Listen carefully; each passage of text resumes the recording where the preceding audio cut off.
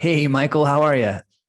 Good. How are you doing? I'm doing good, man. Like Good. this is going to be a fun show because again, I say this a lot, especially when I have football players on the show, but we're just going to be two football players talking shop, hitting the ball back and forth, and we're going to learn about your mindset, but also learn how you dealt with adversity throughout your professional career. So I'm really excited to share your story with my listeners. I appreciate you having me on, man. I'm looking forward to it. All right. All right. Yeah.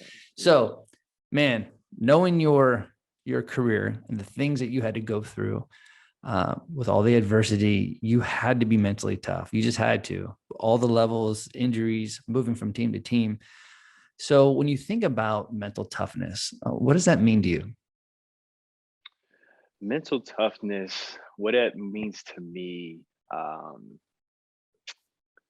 I would say the ability to take your mind where it needs to go to finish whatever task that you need to finish. Um, Now, however you get there, I think a lot of times you always hear coaches, you got to push through, you got to push through. But what does push through look like? Right? Sometimes like guys get angry and they draw on that emotion of pushing through. But I tend to think of because the pain, the angst, the what I'd say the um pushback, maybe the resistance that you get is still going to be there, right? Even when you're taking, I got to push through, but mentally, you have to be able to take your place, take your mind to a place to withstand the pain, withstand the restraint, and actually push through that. So focused still on what you're asked to do, but taking your mind to a place that can propel your body to do what you need it to do. So that's kind of what I think about mental toughness. It's not so much of a thing, Right. it's more of a calming thing. It's more of a, hey, take your mind where it needs to go thing. It's a great point because a lot of times athletes, when they get in a very high pressure situation or a chaotic situation and they need to push through, what happens is when they push too much, they end up breaking. And that's where you get the breakdowns. But what you're saying, and we talked about this before the show, is about bending.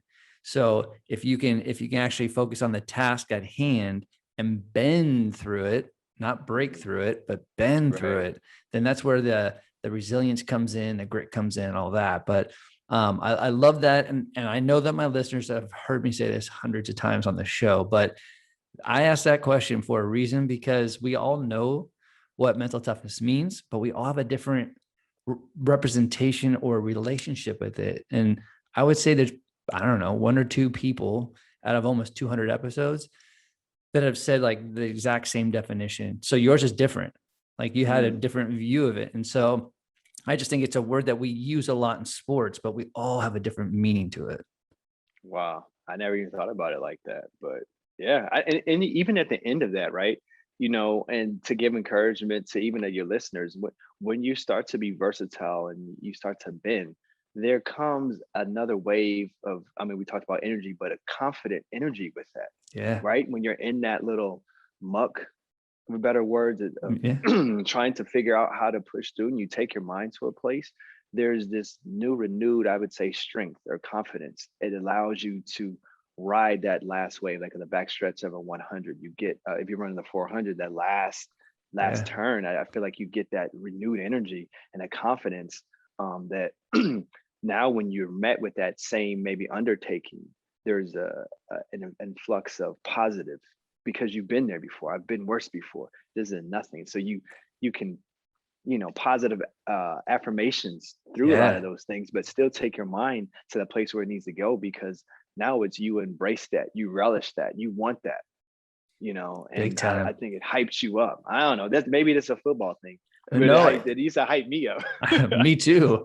But the thing is, what's really important about mental toughness is that it's one thing that you have a certain mindset to be mentally tough in that moment, but it's about how you talk to it. And you were just talking about how you're having this inner dialogue with yourself to get you through it, right? So if you're not talking to yourself, you're leaving the opportunity for you to listen. And you don't want to listen to your thoughts, especially when you're performing. You want to talk to it. That's why, like, self-talk is huge, but even talking out loud And people are like, really? I'm like, yes, it's actually 10x more impact saying something out loud. And if you look at professional football players like yourself, man, that's all they're doing. Wide receivers, cornerbacks, free safeties, they're just talking out loud when they're getting warmed up, right? So the more you can talk to things instead of listening things, that will help you to be mentally tough as well. I love that. I love that. You just reminded me of, and that's really, we talked about trash talk and how, and it's not really derogatory. Sometimes it's just, you talking to a receiver, you break on a pass, you're like, ooh, boy, you see that break? Ooh, it's gonna be a long day for you. It's more or less like something like that. Legs feeling good today. Those kind of things that you keep telling yourself. I know what I would tell myself sometimes, especially during 2 minute, just get back to the basics, Mike. I tell myself fundamentals, fundamentals, fundamentals. Because you already know, right? It's not speaking negative that that you're going to be a little winded, right? That's just a kind of par for a course. Like in a golf course, you're going to have some dog legs, right? That's going to be there. So certain things that you can't, I hate using that word, but there are certain things that you won't get around, right? You have to go through that. You understand that, no matter how much running you do in the off season, it's different when you're playing against in an NFL game and you're playing against guys that run 4-3-4-4. You can run all day. It's just different. So you're going to get a little winded, but what you tell yourself is back to the fundamentals. I used to repeat that to myself all the time. Fundamentals, fundamentals, fundamentals. Hear the call, line up, execute, fundamentals, and that's it. I wouldn't worry about making a play. I just make sure my alignment's right. Eyes on it. Those kind of things I would tell myself because that's what I could control. Outside of that, I couldn't control anything. Exactly. Right. And I love this because we can totally like focus on this because the talking piece, there are two different kinds of self-talk. So there's the instructional, like what you're talking about, fundamentals and walking yourself through the process to keep you focused, or there's motivational self-talk.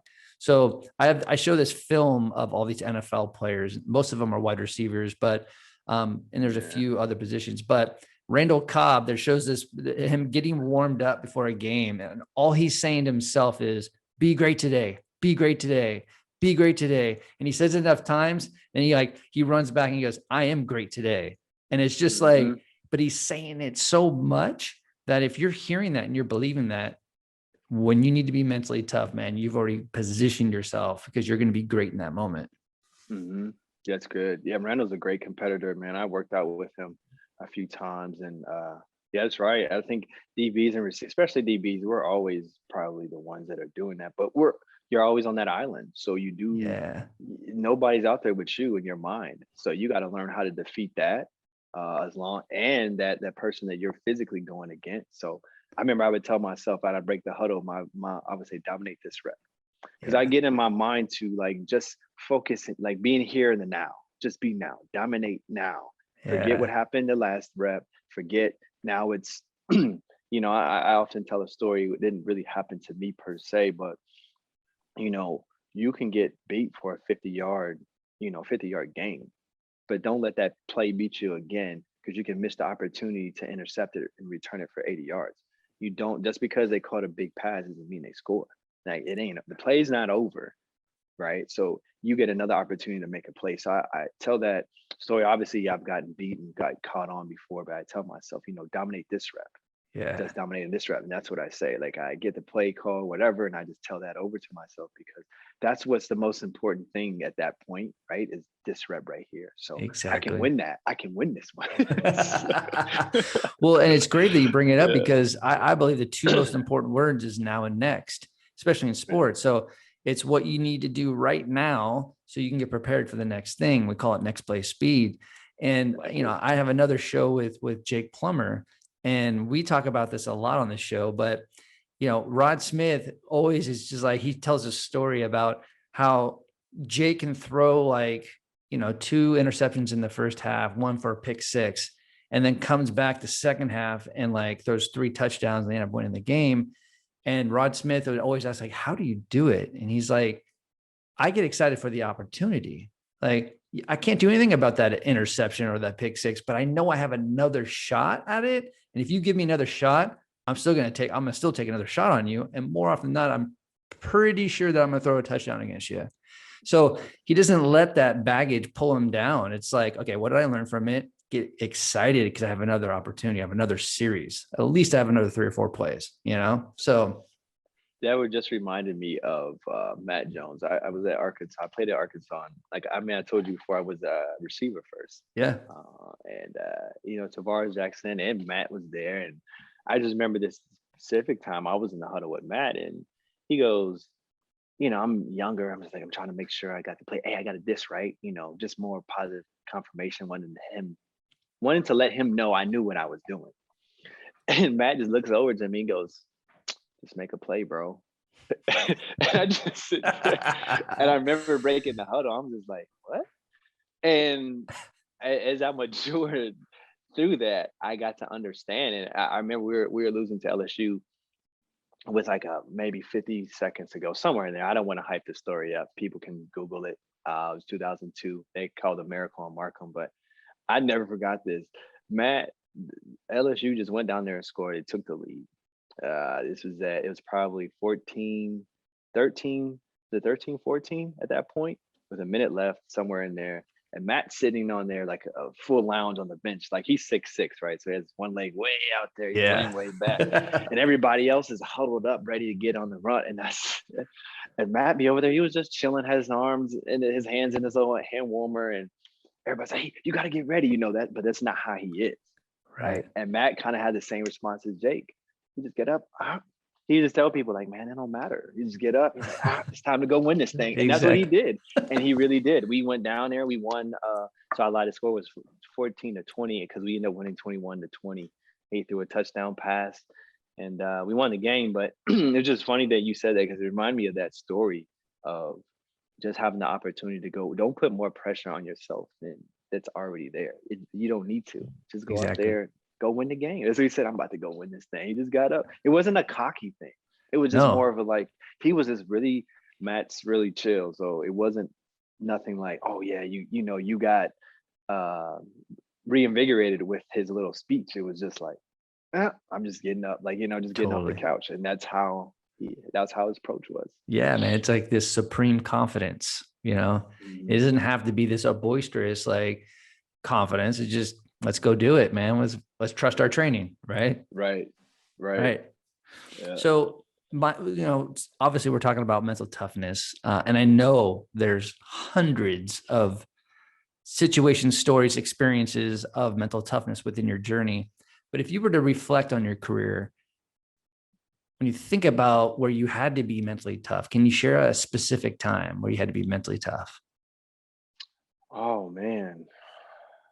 I think a lot of times when I think about my journey in the NFL, it's hard to not think about all those injuries that I had. That's the best ability, by the way, is availability. And it kept me around for about 7 years, but injuries caught up with me. You know, I didn't really get hurt until I got to the NFL. So having that first injury, and then having the second one, and back-to-back years. At the end of my rookie year, I got hurt against the Chargers in the playoffs, and then coming back from that, I tore a whole lot of stuff off the bone. Right, I had basically reconstructive surgery, and then to come back, first preseason game, I'm guarding was his practice right before the game. Pierre Garçon, he runs like a double move. I end up going up, getting the pick, coming down, meniscus tore off the bone, done. Season's over with after just getting back. And I'm telling you all this to kind of lay what I'm about to say. And then I end up getting injury waived. After that year, the Colts injury waived me. We had 7 drafted corners. I was one of the 7.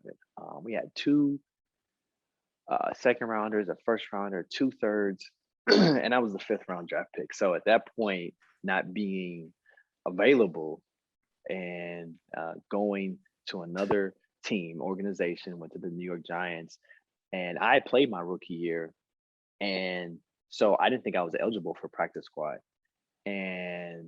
but they change the rules, you know, every year. Yeah. So they put me on the practice squad. So you're talking about going from playing in the playoffs just 2 years ago, almost a season and a half ago, playing in the playoffs as a rookie.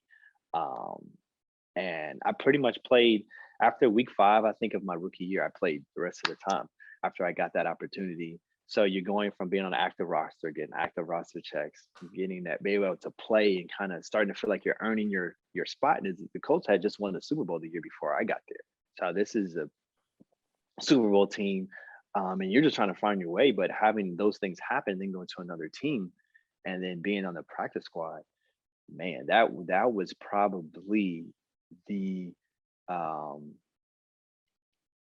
the one of the hardest mentally things that I went through at that up until that point. So that was really hard to deal with. Not that, oh, the practice squad is bad. It's just being able to, you work to Mm, finally get drafted, and you earn it, you start making waves to get hurt, to get hurt, to get injury waves. Now you're on practice squad. So right. it was like boom, boom, boom, boom. And I just knew the only way to get back there, you got to come out swinging. And my mom always used to tell us that, and I think I said to you, I have a big family. She always said, give yourself a day. When stuff is bad happens to you, give yourself a day. But tomorrow, you basically got to make that decision. What do you want to do? Totally. And I think that's where I was there. Do I want to quit football? Absolutely not. Do you feel like you're better than that? Absolutely. So it's not about proving people wrong. You don't owe nothing to nobody but yourself. So I think at that point, that's all I had is for myself in a sense, in a sense, just Yeah. self-respect for myself, to accomplish what I set out to accomplish. So I would say that was really, man, it's really hard. That's a humble pill to swallow right there. Big time.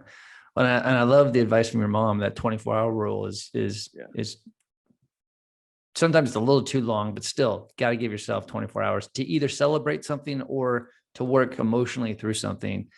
Um, and you shared a little bit about kind of when you went through all that, and then you're on a practice squad, Mhm. and you shared a little bit about, this is not, I don't want to quit this, but what was the dialogue? What was it like when you've riding the highs and lows? Now you feel like you're still playing football, but you're on a practice squad.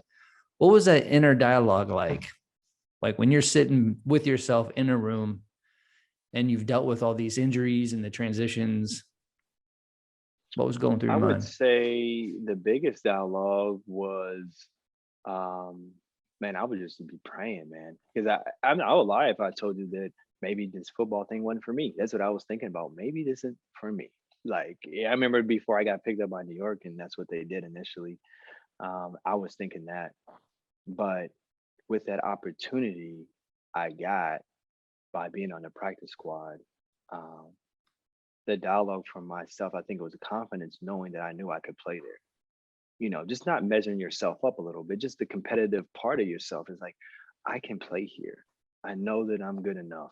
I know that I'm good enough. And that dialogue, I'm gonna show them every day, every rep. It didn't matter. They had me returning kicks in practice. I was, like I said, I played receiver some. I mean, a lot. Whatever. I'm gonna Yeah. make them notice me. And my point, and I tell a lot of kids that it's like, just leave no doubt. If you just focus on leaving no doubt, if you're the best one, show them. Leave no doubt in everything you do, every drill, leave no doubt, every pass, how you work, uh, weight room, everything. Just leave no doubt. And I think once you can be there at that point, you're not going to give yourself no excuse. Then you can live with wherever the chips may fall. And that's Right. kind of where I felt like, I'm just going to leave no doubt. Mike, you feel like you're the best one? Because I hear guys say that. Nah, I feel like I'm the best one. Leave no doubt then. Make them play you. And that's what Exactly. my mom is told. She told me a long time ago. You got to make them play you. She's a coach too, right? So English Right. teacher and coach. She would say, make them play you. You got to make them play you. And then when I start to really digest that, I was like, yeah, you're right. I don't care where they play me. So I make them play me. So if you leave no doubt, like we have to keep this person. We don't know where we're gonna put them, but we have to keep them. Let them figure that part out. You just leave no doubt that you are one of the best people out there. So that was really my mindset, And when tough times hit, even during there, that was frustrating, But hey, they brought another guy in and they activated him and didn't activate me. So I was like, wow, it was like a slap in the face. I was like, I've been here for like 4 or 5 weeks. And well, so they think this dude is better than me? Okay. So Right. it was one of those Exactly. things. And then I Totally. got my number called one time, man, and that was it, on the active roster and never looked back. When you think about injuries, right? Mhm. And you're also, not only are you dealing with the injury itself, but you're dealing with transition from team to team. Like a Right, team is ready to move on from you, right? And you have to deal with right. those emotionally. So when we're any athlete, when they're dealing with an injury, the number one thing you're trying to do is to recover and rehab, but you're trying to build confidence back in your body. So when you go back to your sport, you don't have to think about it. More often than not, that's what athletes are like, what if I hurt it again? Right. So we're trying to get to the point where you're not even thinking about that because you've done the work and you trust it. So considering that almost every team that you played for, you had an injury or injuries, how Mhm. did you deal with trying to build confidence? Was it tough? Did you ever question your body? Is it going to hold up again? And I know this is a loaded question. How Mhm. important is it to have a good coach, head coach, or position coach to help you along with these injuries? Wow, yeah, that is a lot. And it is. Man, I'll take the last part where you said I think it is great to have a coach that understands. I think I know I was very blessed to have Coach Dungy in Indianapolis, a coach that understands, actually a coach that played the game at a high level and obviously coached it and won at a high level. And me, um, having an African American coach, the first one to win a Super Bowl and to play for that guy and just the way he carried himself as a man. Um, so there was already a level of respect there. So I said that to say the fact that when he actually talked to me, it breathed a lot of confidence in me, right? Mm, Hey, it's okay. My grandma had died coming off that. Forgot, wow. man. I just feel like I'm just gonna tell you more bad I stuff. love My grandmother had passed away in between before I left the Indy and then went to New York because I was still hurt. I actually went to New York when they put me on the practice squad. I tore my groin at first preseason game in warmups. So after that shoulder injury I told you about, came back. The knee came back Mm, after that knee, and after that knee, the first preseason game, wow. tore my groin against the Vikings in warmups. And mind you, I've never gotten hurt, so I didn't really have to ever deal with it. I had soft tissue things like hamstring tweaks in high school or college, Yeah. but nothing like that really had to require surgery, but never tore a groin. But to like so it's like to go back to your point, it was awesome just to have somebody, put their arm around you and breathe that confidence in. A lot of the teammates, it was important. Some of those guys that been through it, journeymen throughout the league, or even the highs of highs, guys, the league guys, had something to say to me. I remember Antoine Bethea came over and talked to me. He probably doesn't remember that, but I do. Just the fact that he had enough wherewithal to come speak to me, he didn't have to. So I think that your teammates are a big extension of how you see yourself, because it's almost a mirror image of how they see you, right? How Right. they interact with you is kind of a mirror of what they how they see you as a person. So it's good feedback uh, for that. And just that, to go back to your second question, was more about how I dealt with the injuries and doing with a new team. I think as I matured in New York was the best place for me at that time.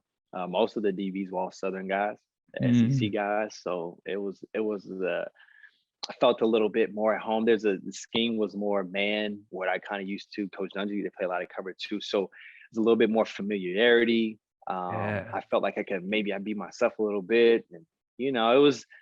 But I think that was just a maturation that I went through, going through those kind of things, and feeling like, hey, I don't have to look like this. I don't have to check this box.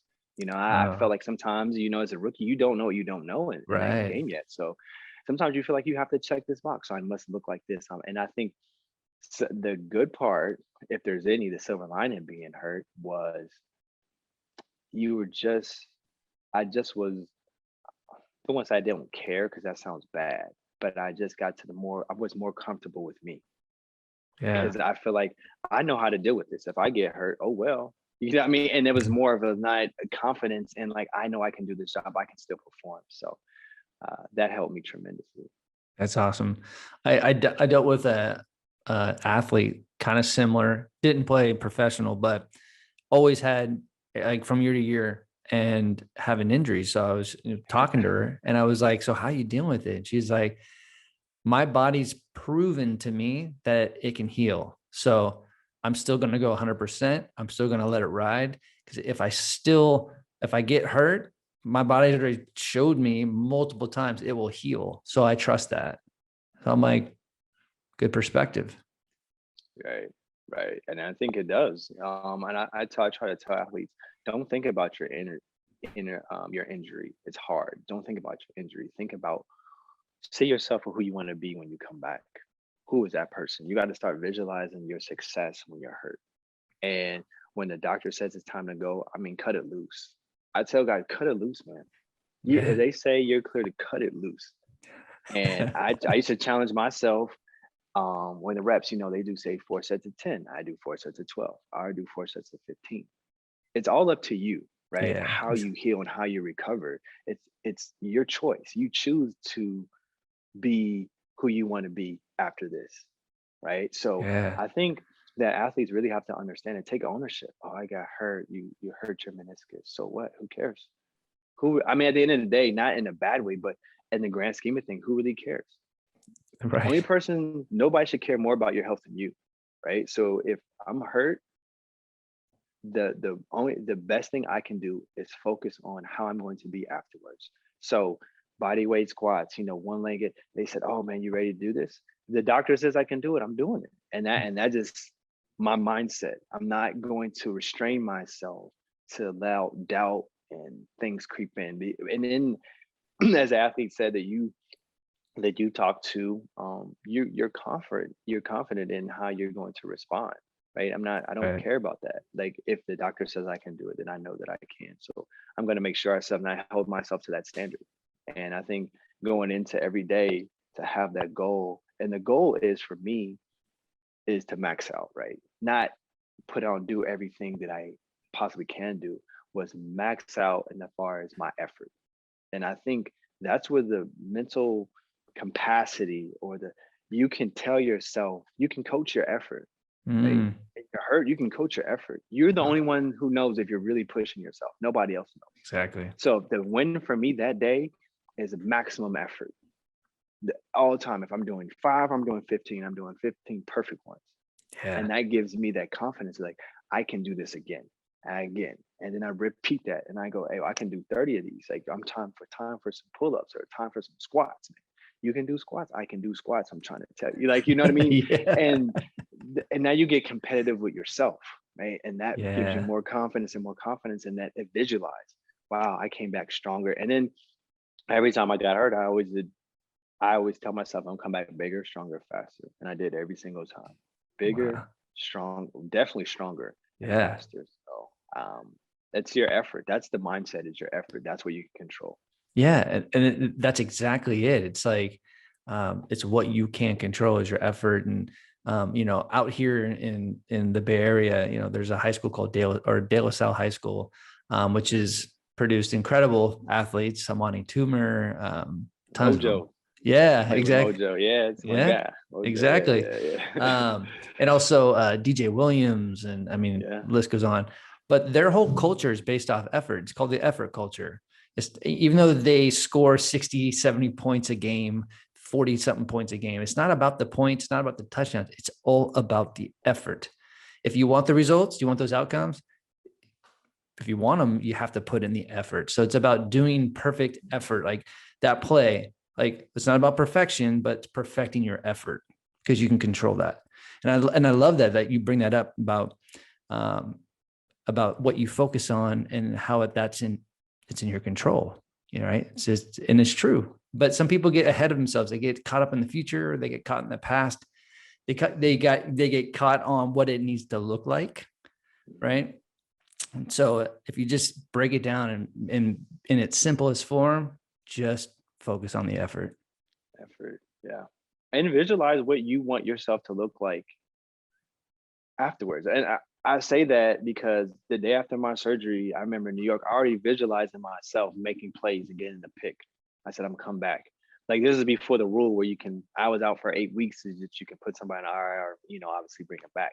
So they hadn't put me on IR yet. So I'm thinking in my mind, shoot, I come back like week 8 or 9, bro. I'm about to get it. Like Yeah. that was my mind. So I would go, that was my mindset. That next day, they gave me that little machine that, brings your knee in and out.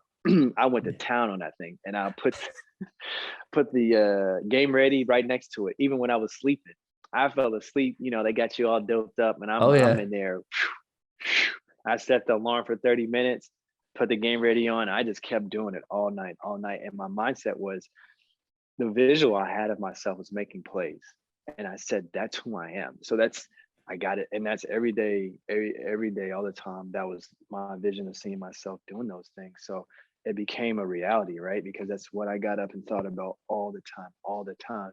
So I wasn't bogged down about the injury, because what I saw was myself doing it and doing Yeah. it better, looking bigger in my pad. I visualize I got Yeah. guns now. When you hurt your knee, only thing you can do is tries and curls. So I'm gonna have some guns. Beach muscles. I love it. Hey man, my Monday night football game, you're like, I'm about to look good on Monday night football. I'm about to mess some Exactly. meat up. I'm about to be right.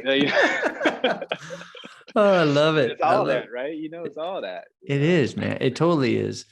Yeah. And I remember when I went through my second hip replacement, and I could barely walk for about 4 years. I was handicapped for 4 years after the first one. And I remember, man, like I sat down like perfectly in a perfect squat on the toilet that night. And I looked myself in the mirror and went, I'm back. Like and I did about 10 squats with the help of the nurse. I'm all, Hmm. because I had never seen my left leg in 17 years be perfect in a squat. It was always sticking out to the left, or it would be immense pain. So I was like looking down going, oh my gosh, like I'm back. And then I remember that was I don't know, a week later when I started talking to the doctor, he's like, okay, don't do anything crazy for like 4 to 6 weeks. And I'm like, Mm, so what does that mean, crazy? Because yeah. I'm ready to get this thing going. And it was within 2 weeks, man. I was doing like tons of squats, no weights, but I was doing light jog, because I'm like, I haven't done this in 17 years. So I was Hmm. like, there was just something, again, it was my effort. I can control that, but I felt it. There was something renewed in my spirit of like, it's game Hmm. time. It's time to redesign who you are. And it was just, I just went after it. And here I am Yeah. today because of it. Yeah. I love that, man. I can't believe I couldn't even fathom what that would be like. Not, sitting down, and man, that's tough. And two, I think what you learn with injuries as well as in life, there's going to be setbacks. And I think your expectations can't be, okay, now this is the worst thing to happen. No, you're going to have a setback, man. It's just what it is. So Yeah. don't focus on that hurdle. Just know that it's going to be there wherever it pops up. It's just going to pop up, screw it. And if you can have that already built in your expectation, not build in that you're going to fail. Because I hate when Right. people say, oh, I don't believe in failure. Failure is only when you quit. Right. Yeah, you didn't have the outcome that you desired. That doesn't mean that's a failure, man. That happens. Right? That's not Exactly. failure. So you didn't win that one. That doesn't mean you do. I don't think that you lose. I'm believing positive all the time. I don't Yeah. admit losing. That's not a loss. I mean, I just didn't win that one. That's all that happened. Right. So Exactly. uh I think that mentality of preparing your expectations is so important too. Yeah. Whatever they say your goal is, hey, you should be back in 9 to 10 weeks. My goal is 7 to 8 weeks. It's Yeah. always a little bit, Totally. a couple weeks before. But with that, you have to understand that, when you do your knee, you have to do the other knee as far as strengthening it, right? Whatever you do on this leg, you got to do on that leg too, because you don't want this to get weak. And your hamstring, I started to learn all those different things. But with doing all that, you're going to have maybe a tendonitis, or little hamstring is a little, it's not Yeah. firing right because a little weak because you haven't been using it. So knowing those going in, I think it prepared me not to listen to it. Like you kind of said, I'm not listening to that part. That's Yeah. whatever. I'm getting treatment though today, right? I'm getting my stem. I'm gonna do that I'm gonna push myself on that if I have to. Actually stretching, I'm gonna push myself there because that's what I can control, that part. If Yeah. a hamstring sucks today, nothing I can do about that. But what I can do, I'm gonna get great today. I'm gonna do 5 sets of curls today, though. I know that much. That's great. I'm gonna do something. Got to get better at something today. Got You to get do. better at something today. Totally. Yeah. Totally. 100%. Well, man, like man, I'd love to start talking more because it seems like you visualize a lot and that was part of Yeah. your routine. And, but I'll save that for round 2 when I get you back on the show here. But before we sign off, there's a few different or a couple questions I want to ask you. And I kind of want to go back to the beginning of your NFL career because I do this all the time when I have Okay. former NFL players. Because I can only imagine when you get drafted, I don't care what round you get drafted. It's just a moment. It's what you've been working for. If you wanted to be an NFL player, you're working for that moment. So, in 2017, when you got drafted by the Colts in the 5th round, Mhm. right? Share with my listeners, like, what was that experience like when you were drafted? Yeah. The 2007, actually 2007. You gave me a couple extra years, but Oh, sorry I about take that. it. 2007. Yeah, that was good, man. Hey, if I could do it over, I got a couple years left. No, I don't at all, bro. I could not at all. I would never do it again. Um, but no, to your point, man, the draft, because it was I think people probably don't understand so much preparation that goes into that thing, man. It's intense. It's the longest probably year that you ever have going from college to the NFL because you basically jump right into another season. You end in December, January, and then you go to the combine, right? That's a short season. I played in the Senior Bowl, and then you got the combine, and then you got pro days, and then your workouts, and then you get drafted. And when you get drafted, you're thrown straight in. The next day, week, the rookie mini camp starts, so you're in it. So I think the combination of all the ups and downs, and then that you mentioned before, they got transferred my last year. I played with my dad, so dealing with all that through the combine, it was a lot. And having my one of my high school teammates, he had went the year before to the Texans as running back, so he came to be with me. One of my other best friends from Memphis as well was there, and my sisters was there. Um, my mom, my dad was coaching for the Raiders at that time, so he wasn't Mhm. able to be there. But that was just, uh, man, it was an overpour of emotion. Uh, Something I dreamed about, like you said, as a kid. And that day, man, I thought I was going to go between 2 and 4. That's what they told me. 3 was realistic. That was the where people thought I was going to, mid third round. That's kind of where I was going to fall into that gap. And then I remember getting a call from the Packers at the end of the third round. That's when they used to, just 2 days. Now we got all these days. I can't even Right. keep it straight now. But they called me at the end of the round 3 and said told me to wake up early. They're gonna draft. I had 2 picks in the next 12, and I was gonna be one of those picks. And so I was so jacked up, man. That was one of the teams that were kind of on me from the beginning, and I was like, man, I get to play and learn from Charles Woodson. This is gonna be awesome. And Al Harris, I Wow. was like, that man, this is because in my mind already, I was not demeaning. I knew I wasn't gonna start. I thought it was like, man, this is a great opportunity to learn from the like studs, Yeah. especially at that Yeah. time. So I was so excited for that. And then, long story short, I finally got that call from the Colts. Another team called me, and they didn't draft me there, but the Colts. And man, I remember looking at the phone. I had one of those trios, and my heart just sank. I was like 3-1 Indianapolis. I didn't even know, because the Chargers were on the clock, I believe. So when Indy called, I had no idea they were next. Oh, But wow. they called me, and man, and to talk to Coach Dungy, I was like, man, I'm talking to Coach Dungy on the phone. They had this, and like I said, they had just won the Super Bowl. They came off the Super Bowl, so I couldn't Oh, believe it. wow. All just happened at one time. So it was a tsunami worth of emotion. I think my brother cried more than I did, man. He was just like they were just so happy. So all the people that were positive influences for me, encouraged me, were on that journey with me. It was good to share that with them in that moment. So it wasn't just about the draft, it was about everybody that, coaches, teachers, people that's really stayed a cheerleader in my corner. It was like, wow. The first thing I said, I was like, man, we did it.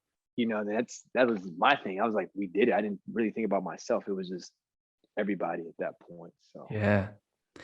Did you ever think when you were younger in high school, obviously in high school, you were playing quarterback, but mhm. did you, I mean, obviously I can only imagine that your dream was to play in the NFL, but did you ever think that you were going to be drafted in the NFL, play for a Super Bowl champion team?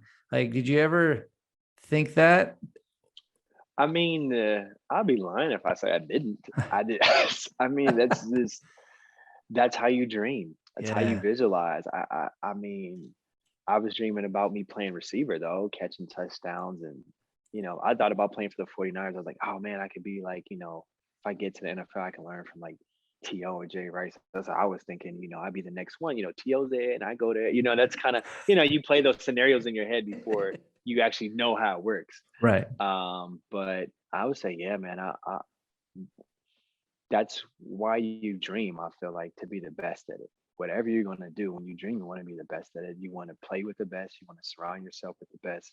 Um, so in high school, and I mean, obviously that's a long term goal. I wanted to get to college. I wanted to play against the best in the SEC. That's what I wanted to do, and I did that. And I think all those things are just little gems in your belt. I didn't really sit there and marinate on it. Oh yeah, I got a scholarship. It was like, okay, it was just more congratulatory because I checked that box as far as I'm on track for my goals. I think it Yeah. was more that part than Got anything. it. Not that I didn't embrace the success. It was just kind of like, when you work your butt off, you expect good things to happen, right? So it Right. wasn't so much like, oh man, yeah, I'm gonna. No, I was like, okay, What's next? like, Yeah. yeah, what's next? Like, okay, I'm there now. I got to really, turn it. I got to turn it on. So Hmm. yeah, man, I'd be lying if I say I didn't. I think that, anybody that played, maybe it was just me. I to doubt that, but you definitely think about yourself on the biggest stage. Absolutely. It's awesome. It's awesome. One more question here before we close up. And again, going deep, Yeah. when you reflect on your whole career, what do you think you've learned the most about yourself? Ooh, man. Oh, wow.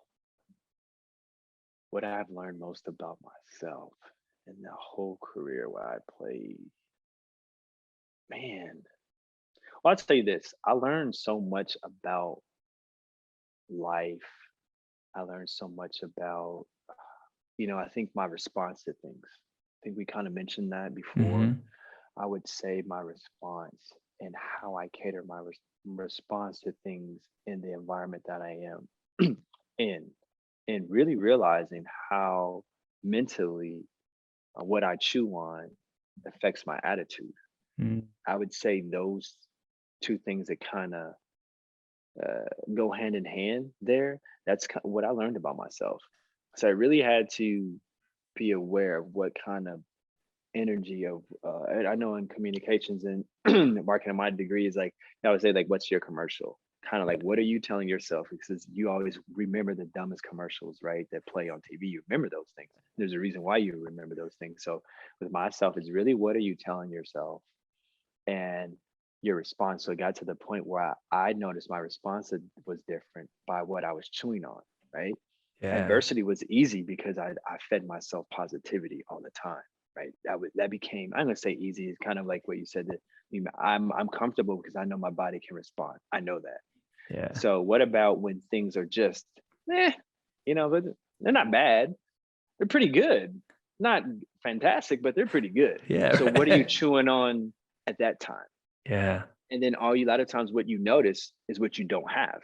Things are good, but they're not great. They can be great, but you more Right. focus on, okay, well, this guy got my reps today. That so I had to learn how to, like, go into that mindset of like I was when I hurt, not play like I was. Like, people like, oh, you gotta have that mentality, that dog. That's not so much that, because once you're playing with a whole bunch of pros, people that are getting paid to play this game, they're very good at it. And they don't always need raw emotion. They don't pick me up. This is their livelihood. That's how they feed their family. So it's just like any other job. But your mindset and how you approach your day, and what happened yesterday, even with family, or what I mean, people got kids, all this kind of stuff. You have to really try to put that in its place. Not saying that you don't think about those things. Sit with it, feel it and just kind of compartmentalize it in a healthy way. I think those are the things that I've learned about myself, that growth there. Mm. Because you're on this up and down roller coaster ride, right? Oh Hurt, yeah. injuries, playoffs, not going to playoffs, cut, maybe traded, don't know. You just you keep you keep going, you keep going through that thing, and you can't trust your feelings, man. They'll lie to you because you'll be happy one minute, sad the next, upset. So you have to really kind of focus here. And I think that's honestly, I know this is what we're talking about, but to be honest with you, that is probably the biggest thing that I learned about myself. And so what I chew on even now, if I'm going to have a conversation with my wife, I have to get myself in a position mentally where I might not like the feedback that I receive, right? Right. But you have to go into it before knowing that, right? So that's a Yeah. skill that I got from football that I can literally apply to relationships in life. Yeah. So that is Well, definitely what I learned. it's beautiful about that is that you've trained, but you also prepared yourself to respond. And I know that we want to train like no other, so we don't have to think about it, and we just kind of react, and we just get into it, right? But you've learned, like, with every interaction, with every experience, there is a response, and we choose that response. And so you have learned through all the adversity and the up and down. And that's why I wanted you on the show, because your story is filled with adversity. But again, with adversity, where there's a crisis, there's an opportunity. And if the only way you can get that opportunity is if you respond to it, right, and make the right response. So it's beautiful that how you've gotten that, throughout your career, how you've came to that perspective. Yeah, I mean, and you hit it on the head. When you have a setback, opportunities knocking at your door. That's all. That's all you should hear. It's Mhm. opportunity to be better. It's an opportunity to do whatever you want. You choose that though, and I think that's the biggest thing with sports that I love. With no matter what sport, you can get knocked down, but you have opportunity to get up. You have Yeah. opportunity to lay there. But how you want to be remembered, how you want to be defined, how you want your life to go, you have that choice right there. You have that opportunity. You have that choice to make it. And I always tell people, I joke around with my friends. I always say I don't have no choice because the other ones aren't options. Those are not even options, Right. right? So I Right. literally Yeah. don't have a choice. Like, I don't have a choice, bro. It's going down. Like that's where I was. But Yeah. I like that. I liked how you presented that, man. I didn't really think about it conceptually that way.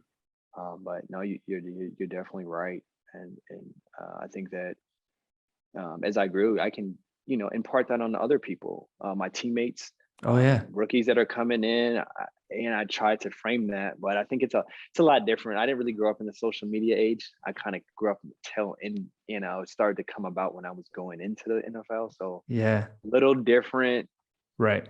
I would say, out trials that I went through than some of these kids face now. Because when people talk crap about me or social media when it started to get popular, like I was on for Twitter and stuff when I was playing, I didn't care. I grew up around it before, so it didn't really bother me.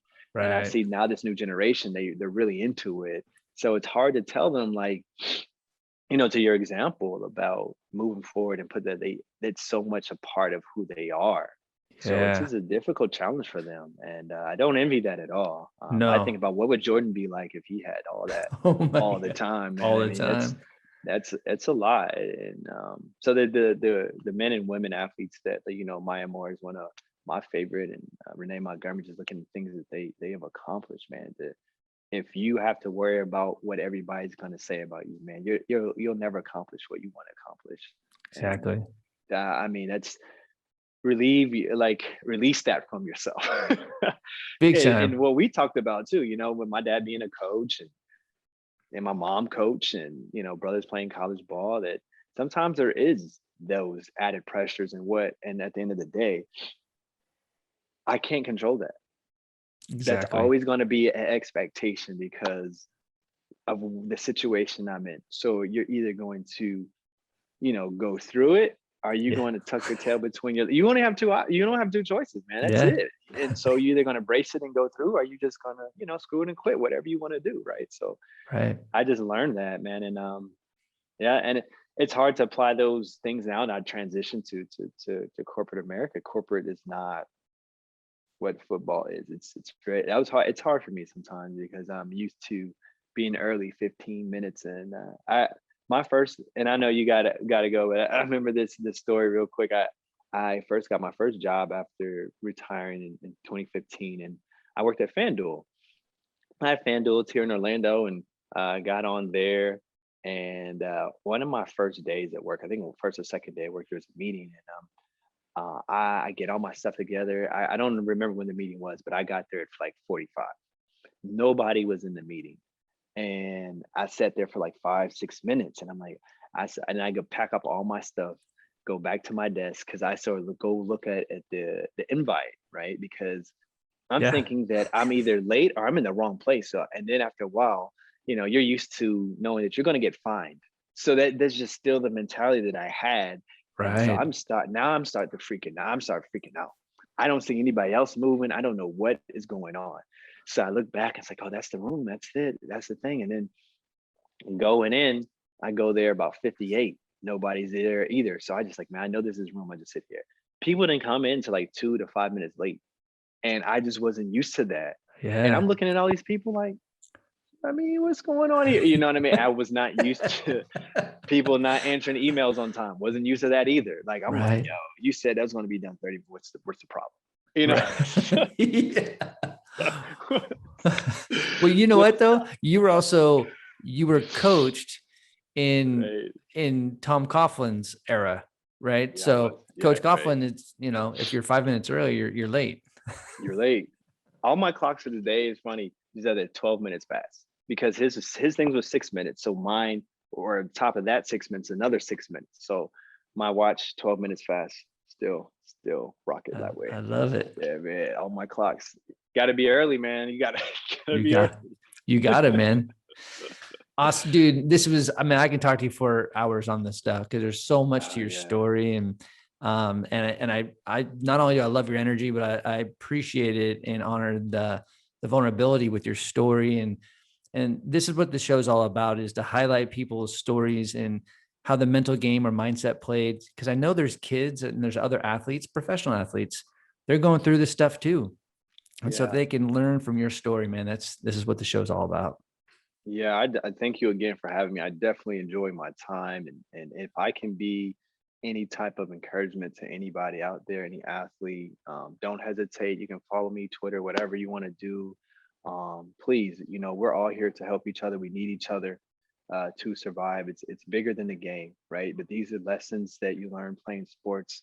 Definitely carry you through a lifetime, and vice versa. I know I mentioned to you my house burned down, so just even mentally preparing that before going to college and not having literally nothing but the Mm, clothes on my back, and just those uh, situations in your life, you start to understand that my mindset doesn't have to be dictated by my circumstance, right? And you really start to get that.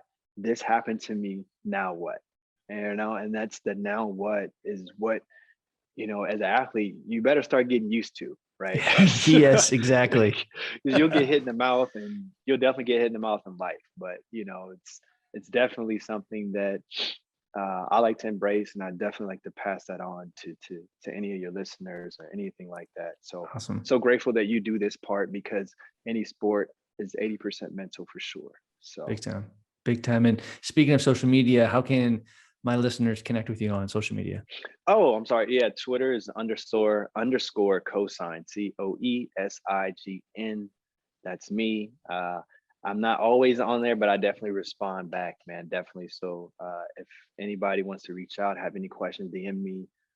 Definitely all about the positive. And like I said, anytime that I can speak positive in somebody's life, hopefully they'll be better from listening to me for it. So grateful for you even doing this, man, because I Yeah, don't man. think people really understand um, all these nuggets that you're giving out, how much they really, really impact your life. And like we already talked about, football relationships, it All right. does, and it doesn't get talked about enough. Yeah. Thanks, man. I appreciate that. Yeah, Again, it's an honor to have you on my show, and I can't wait for everyone to listen and you tune in, because you've got you got tons of lessons, man. So again, thank you for being on the show. Thank you for sharing, you allowing me to share some of my downs with you. I love it. I love it. Thanks, man. Perfect. Thanks, man.